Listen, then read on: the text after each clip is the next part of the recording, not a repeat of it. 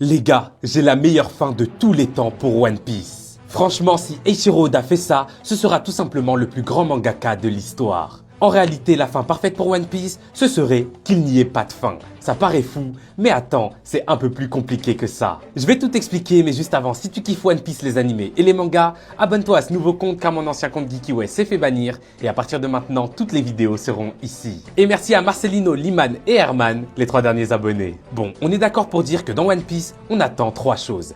1. Les révélations sur l'histoire. 2. Le fait que Luffy devienne le roi des pirates. Et du coup, 3. Qu'il trouve tout simplement le One Piece. Mais maintenant, juste imagine que lors des derniers chapitres, on apprend toute l'histoire du siècle oublié, que Luffy libère le monde et qu'il trouve enfin le One Piece. Donc là, c'est bon, lui, il sera roi des pirates. Mais nous, on voit pas encore ce qu'est le One Piece, les gars. Et dans la dernière page, au moment où on s'apprête à nous révéler ce que c'est, Luffy, il crie « Stop !»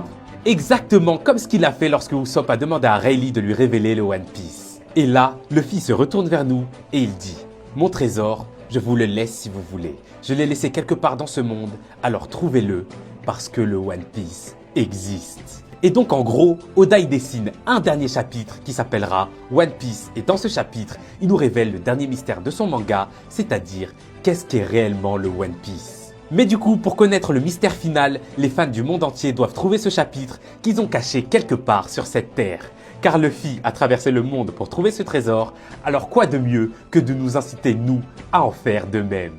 Et du coup, une fois qu'une seule personne de notre monde réel trouve ce fameux chapitre, alors là, Eiichiro Oda dit à ses éditeurs de le publier dans le monde entier afin que tout le monde apprenne enfin ce qu'est le One Piece. Et là les gars, je suis désolé!